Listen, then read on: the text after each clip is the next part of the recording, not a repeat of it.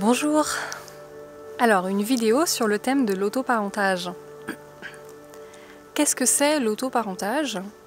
Eh bien, c'est le fait de devenir son propre parent. Pourquoi devenir son propre parent? Eh bien, parce que, à mon sens, pour être un adulte au sens complet du terme, c'est-à-dire quelqu'un de souverain, cela nécessite de guérir de la dépendance affective. Qu'est-ce que c'est la dépendance affective?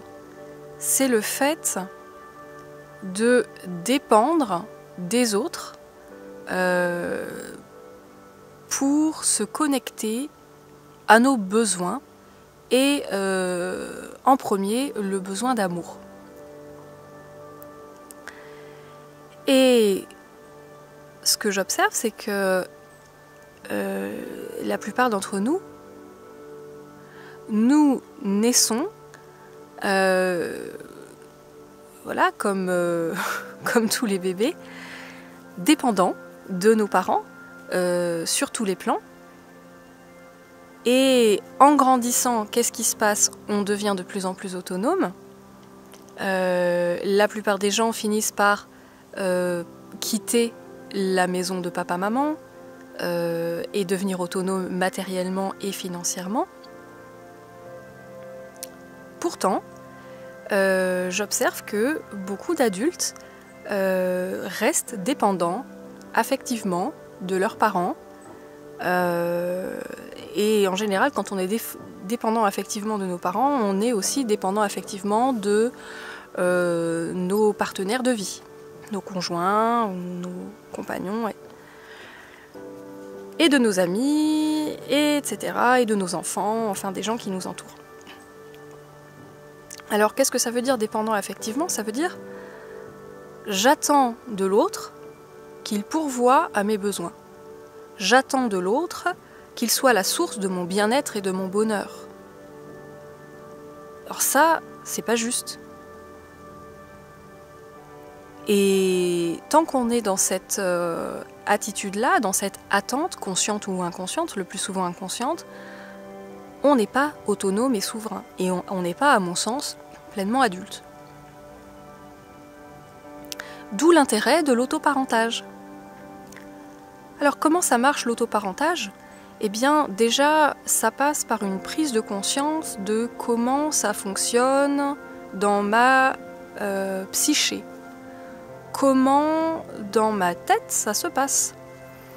Et de voir qu'il n'y a pas quelque chose, un bloc unitaire, monolithique qui s'appellerait ma personnalité. Il y a plusieurs pétales d'une même fleur et qui sont des aspects différents et complémentaires de ma personnalité. Une fois que j'ai pris conscience de ça, je vais mieux comprendre pourquoi, parfois, j'ai des conflits intérieurs. Vous savez, quand on se dit je me sens partagée ou je me sens indécise, c'est souvent parce qu'il y a des parts qui ne sont pas en cohérence ou en harmonie. Il y a une part, par exemple, qui peut avoir un besoin de compagnie, de partage, et puis une autre partie de nous, de notre personnalité, qui, elle, au contraire, aura envie de solitude et de paix. Et c'est dans ces moments-là que des conflits intérieurs peuvent naître et générer des choses plus graves et plus gênantes surtout. L'autoparentage passe par la prise de conscience de ça et le fait que notre essence profonde, elle se situe dans le cœur de la fleur. Le cœur de la fleur, avec sa tige, est relié à la terre et donc à quelque chose de beaucoup plus vaste qu'elle. Et de là, elle a beaucoup plus de visibilité pour pouvoir orchestrer les différentes pétales, les différentes parts, les différents pétales de la fleur pour une mélodie harmonieuse. Et donc évidemment dans ce cas-là, la mélodie harmonieuse serait la métaphore pour une vie heureuse, épanouissante.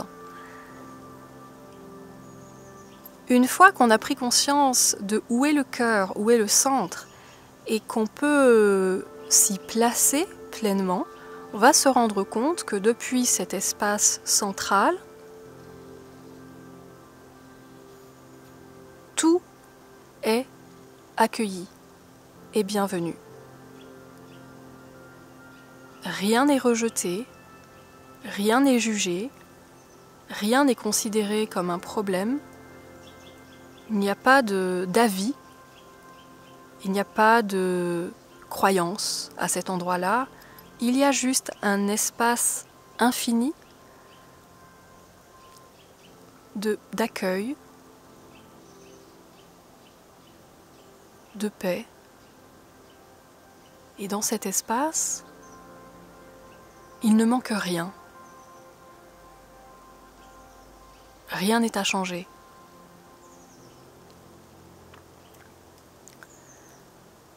Et cet espace d'absolu, cet espace inconditionnel, où tout est accueilli pleinement,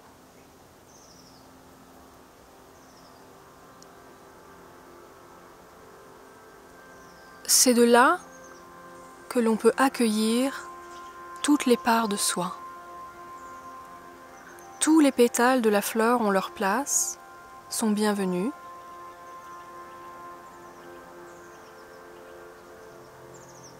Et peuvent jouer leur partition, jouer leur rôle en toute sécurité, en toute sérénité, au lieu de se prendre pour le tout.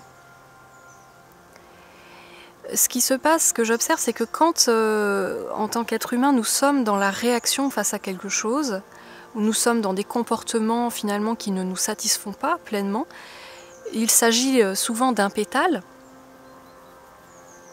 auquel nous sommes identifiés et qui va prendre toute la place de notre conscience. En gros, c'est la part qui se prend pour le tout, le pétale qui se prend pour la globalité de la fleur ou qui pense qu'elle a la globalité de la fleur à prendre en charge. Et c'est là que ça se gâte parce que alors il y a des bonnes raisons pour lesquelles ça se passe. En tout cas, ça s'est passé. Mais ça s'est passé à un instant T parce qu'il y avait des raisons pour cela. Et dans la continuité, le contexte n'est plus là, donc la réaction n'est plus adéquate. L'autoparentage consiste à rentrer au centre, au cœur de la fleur, à se mettre à la place du chef d'orchestre, celui qui à la fois accueille tout le monde, mais aussi gère la prise de parole de chacun. Permet à chacun de prendre sa juste place pour une symphonie harmonieuse.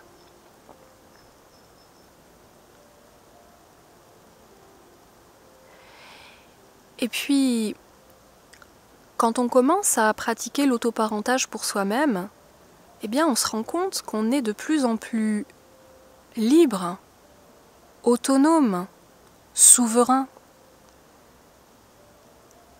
Et le fait de pouvoir se faire de la place à soi-même dans tous les aspects par lesquels la vie nous traverse, ça permet d'être encore plus présent pour l'autre, pour les autres, et donc d'être dans cette qualité de présence et d'écoute dont nous avons tellement besoin. Voilà ce que c'est, à mon sens, l'autoparentage.